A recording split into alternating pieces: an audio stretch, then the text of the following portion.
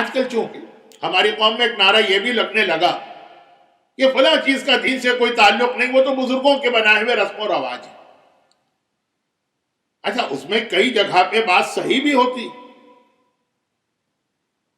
وہ بزرگوں کے رسم و رواج ہوتے ہیں، لیکن ایسا بھی نہیں ہے کہ بزرگوں کے رسم و رواج غلط ہیں، بلکہ جتنا میں غور کرتا ہوں ہمارے بزرگوں کے قائم کیے ہوئے 90% رسم و رواج بہت اچھے، وہی مختلف اسلامی احکامات کو ایک سسٹم میں لائے۔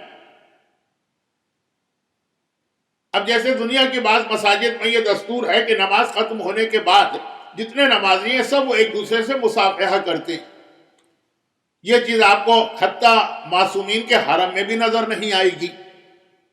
یہ ہمارے یہاں کا انڈیا اور پاکستان کے یا ایسٹ افریقہ کے کچھ علاقوں کا رواج ہے، لیکن ایک اچھا رواج ہے۔ مصافحے کے ثواب کو ایک سسٹم میں ڈھالا گیا۔ تو اول تو یہ جملہ کہ فلاں چیز تو بھئی وہ بزرگوں کا رسم و رواج ہے، یہ جملہ جو ہے یہ بھی اپنی جگہ پہ اچھا جملہ نہیں، بہت سارے رسم و رواج بہت ٹھیک بھی۔ اب جیسے ابھی امام مظلوم کا 40 ہوا،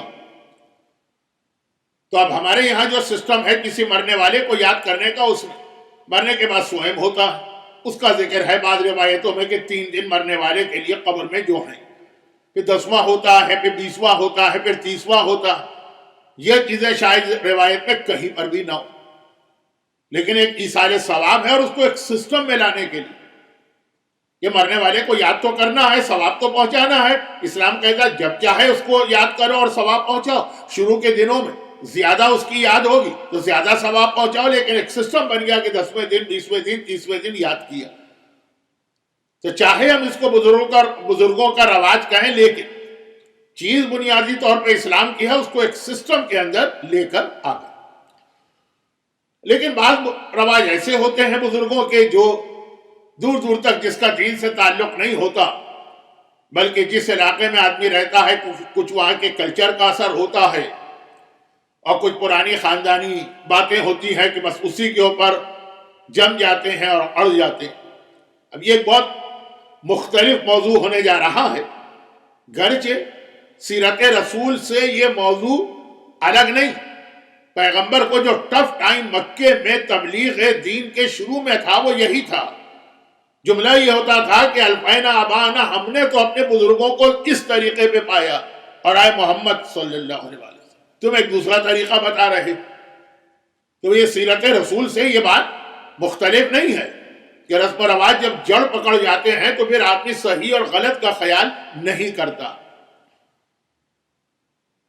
اور چونکہ جو ٹف ٹائم پیغمبر کو تبلیغ کے شروع کے مرحلے میں دیکھنا پڑا، کل کی مجلس میں نے پیغمبر کی زندگی کے آخری واقعات کو بیان کیا تھا نا، جب پیغمبر کے چہرے پہ مسکراہٹ آ گئی، وَأَمَّا بِنِعْمَتِ رَبِّكَ فَحَدِّثْ، اپنے رب کی نعمت کو بیان کرو لوگوں کے سامنے۔ تو جو پیغمبر 23 سال کی محنت کے بعد ایک نتیجہ دیکھا کہ مسجد بھری ہوئی ہے لوگوں سے، لیکن شروع کا ٹائم کتنا ٹف ٹائم تھا۔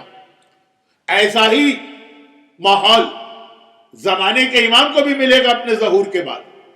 میں نے کہا نا کہ پہلے سے میرے ذہن میں تھا کہ کچھ چیزیں میں امام زمانہ کے حوالے سے عرض کروں گا، لیکن پورا عشرہ آپ نے سن لیا، تو اب مجھے فی الحال مناسب محسوس نہیں ہو رہا، لیکن کم از کم یہ بات ہے کہ زمانے کے امام آئیں گے تو ان کو بھی اس قسم کا ٹف ٹائم ملے گا۔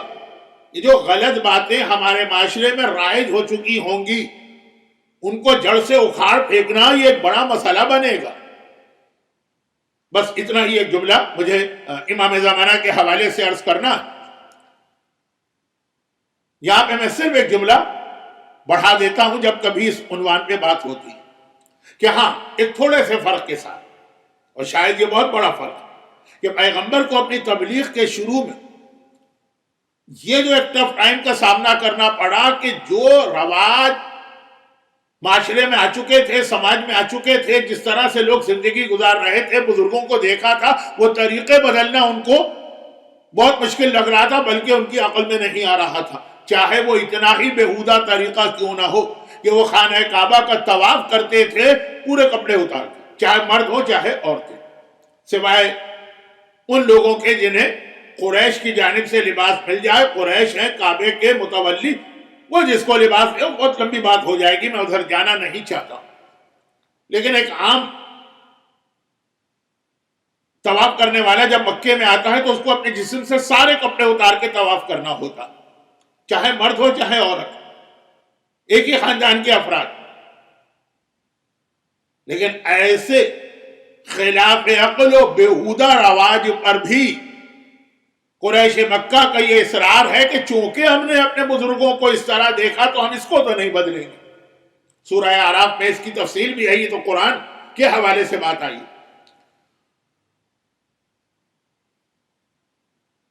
اور جیسے مثلا ایک زمانے تک ہمارے یہاں رواج تھا, اب تو خیر یہ بات ختم ہو گئی, کہ پردے دار اور بچیاں بھی شادی ہوتی تھی, اس کے بعد ایک رسم ہوتی تھی منہ دکھائی کی. اب تو خیر کیا منہ دکھائی کی رسم ہوگی, منہ تو اس کا دیکھا جائے جس کا اس سے پہلے کبھی نہ دیکھا, جس کے منہ کو ساری دنیا دیکھ رہی. لیکن مثلا ایک رسم ہوتی تھی, اور اس وقت کا جو ایک حجاب کا ماحول تھا اس کے اعتبار سے یہ خاصی بہودہ چیز نظر آتی تھی. لیکن نہیں, یہ رسم ہونا ضروری ہے ورنہ خاندان کے بڑے ناراض ہو جائیں گے. اگر کبھی کسی دیندار نوجوان نے کہہ دیا کہ ہاں خاندان کے بزرگ بے شک آئیں, لیکن خالو کو میں اجازت نہیں دے رہا ہوں کیونکہ وہ نامحرم ہے, پھوپھا کو اجازت نہیں دے رہا ہوں کیونکہ وہ نامحرم ہے, تو اب خاندان میں جھگڑے شروع ہو کہ واہ یہ کون نیا بچہ پیدا ہو گیا, آج تک ہمارے ہاں یہ رسم رہی ہے, اس سے پہلے بھی بہت سارے نمازی پرہیزگار لوگ گزرے, وہ تو کوئی نہ بولے, یہ تم بولنے والے کہاں سے آ گئے. یہ رسم و رواج کی طاقت میں بتا رہا. اور اسی میں یہ عرض کر دوں کہ اب یہ منہ دکھائی وغیرہ کی مثال دینا تو خود اس بات کی دلیل ہے کہ مولانا آپ بہت پرانے لگ رہے ہیں, کوئی حضرت نوح کے زمانے کے. آج کے جو نوجوان خطیب آ رہے ہیں وہ تو کبھی یہ مثال نہیں دیں گے. لیکن مثلا آج بھی ہمارے یہاں کتنی شادی کی تقریبات ایسی ہوتی, مجھے خود بھی نہیں معلوم کہ کیا ہمارے یہاں کا سسٹم ہوتا ہے شادی کا, اس کا سسٹم کیا ہے. نماز کا طریقہ آپ مجھ سے پوچھ لیجئے, وضو کا طریقہ آپ مجھ سے پوچھ لیجئے, حج کا طریقہ آپ مجھ سے پوچھ لیجئے, شادی کا طریقہ کار نکاح کے علاوہ مجھے کچھ نہیں پتا. بری پہلے جاتی ہے کہ ساچک پہلے جاتی ہے کہ مہندی پہلے ہوتی ہے کہ وہ چوتھی پہلے ہوتی ہے کہ ولیمہ کس طرح ہوتا ہے, یہ کچھ نہیں پتا مجھے. لیکن جو ہمارے یہاں رسم و رواج ہیں اس کے اندر ایک رسم و رواج میں یہ بھی آج کل بڑھ گیا کہ جی دونوں خاندان کی بچیاں بچوں کے ساتھ مل کر, یہ بچہ بچی تو میں ذرا احترام میں کہہ رہا ہوں ورنہ وہ 18-20 سال کے نوجوان ہوتے ہیں, گانوں کے مقابلے ہوں گے, ڈانس کے مقابلے ہوں گے, ایسی بچیاں کہ عام زندگی میں ہم تصور نہیں کر سکتے. لیکن وہ بھائی کی شادی ہے تو بیگانی شادی میں عبداللہ دیوانے ہو تو بیگانی شادی نہیں ہے, لیکن بیگانی شادی میں بھی دیوانی ہو جاتی, جو عام حالات میں شاید اس کو اچھا بھی نہ سمجھے. کیوں؟ رسم و رواج بڑی طاقت ہوتی. اسی لیے اگر کسی جگہ پہ کچھ لوگ عقل مندی کرتے ہوئے اچھے رسم و رواج قائم کرتے معاشرے میں, تو ایک طاقت ہے رسم و رواج میں. یہ اچھے رواج ایسے ہیں کہ اس سے مقابلہ کرنا بھی مشکل ہوتا ہے. اب جیسے میں نے ابھی مثال دی کہ ہمارے یہاں کوئی آدمی مر گیا تو پھر اس کا 100واں بھی ہوگا, 10واں بھی ہوگا, 20واں بھی ہوگا, 30واں بھی ہوگا. یہ رواج جس نے بھی قائم کیا ایک اچھا رواج ہے. مرنے والے کو اس حوالے سے یاد تو کیا جا رہا ہے, کچھ اس کے لیے سال ثواب تو ہو رہا. حتیٰ ہمارے یہاں بعض اوقات موومنٹ چلتے ہیں کہ اس کو باہر نکالو, یہ اسلام میں نہیں ہے, لیکن وہ لوگ ناکام ہو جاتے ہیں. ہاں رسم و رواج والے جہاں ذرا کمزور پڑ جائیں کبھی تو ختم ہوتے ہیں. پیغمبر نے بھی عربوں کے کتنے رواج بدل دیے, ہمارے معاشرے میں بھی کتنے ختم ہو گئے. لیکن میں کہہ رہا ہوں یہ اگر کرنا ہی ہے تو اچھے رواج کو اپنے معاشرے میں قائم کرو تاکہ کم از کم اس کا ثواب تو تمہیں ملے. جیسے چھوٹی سی اس کی مثال دے دوں, مثال بہت بڑی ہے لیکن وقت کم. اور وہ مثال یہ ہے کہ یقیناً ائمہ طاہرین اپنے زمانے میں بہت زیادہ تاکید کی تھی کہ امام مظلوم کے روضے کی زیارت کو بھی جاؤ اور پیدل بھی جاؤ، جس کو آج کل مشق کہتے ہیں، واکنگ زیارت، walk from Najaf to Karbala. اور یہ تو خیر ہم لوگوں کے لیے جو باہر سے زائر آتے ہیں، جو وہاں کے مقامی لوگ ہیں وہ تو بصرہ سے پیدل آتے ہیں، کہاں سے پیدل آتے ہیں، کتنے دن پہلے وہ اپنا سفر شروع کر دیتے ہیں۔ تو اب یہ بہت پرانی ایک چیز ہے لیکن ختم ہو گئی۔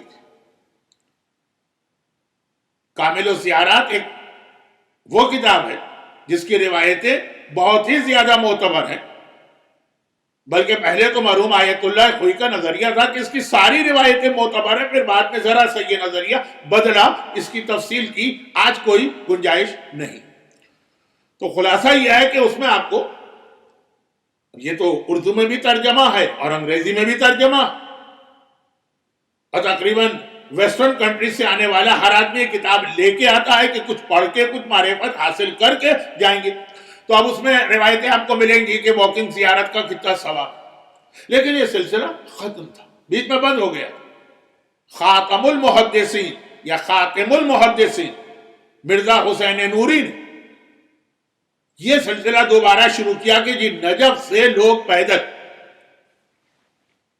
زیارت کے لیے جایا کریں۔ خاتم المحدثین مرزا حسین نوری نے سلسلہ شروع کیا کہ نجف سے لوگ پیدل کربلا زیارت کو جائیں گے، اور بھائی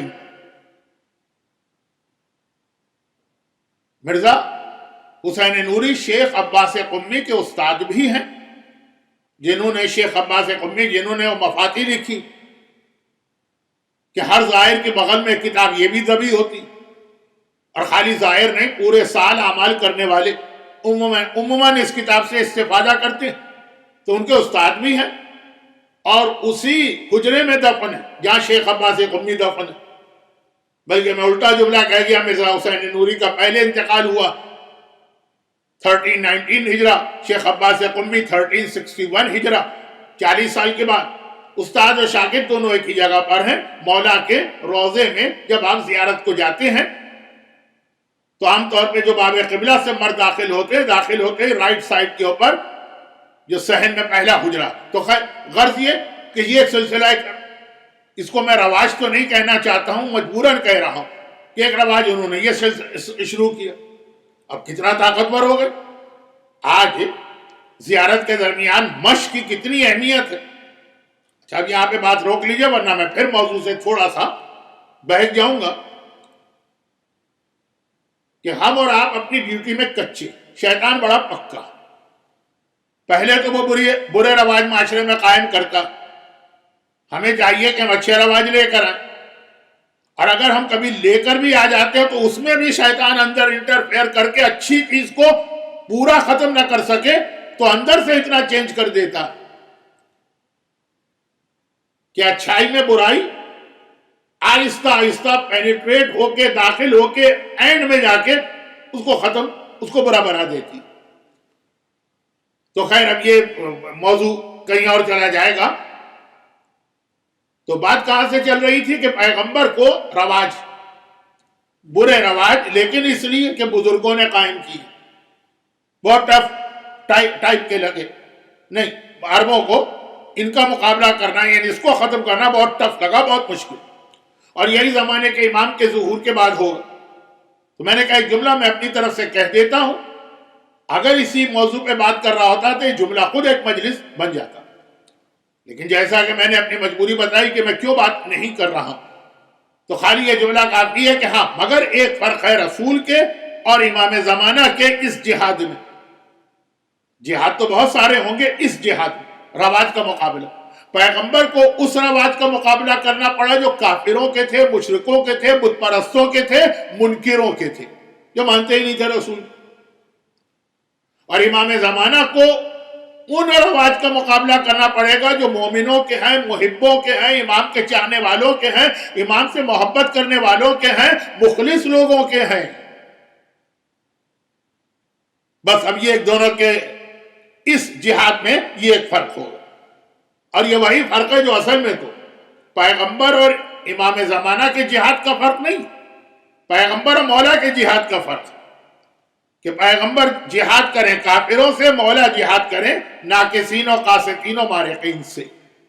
اور پھر وہی جو کہ امام زمانہ رسولوں کے سلسلے کے ایک رسول نہیں ہے نعوذ باللہ.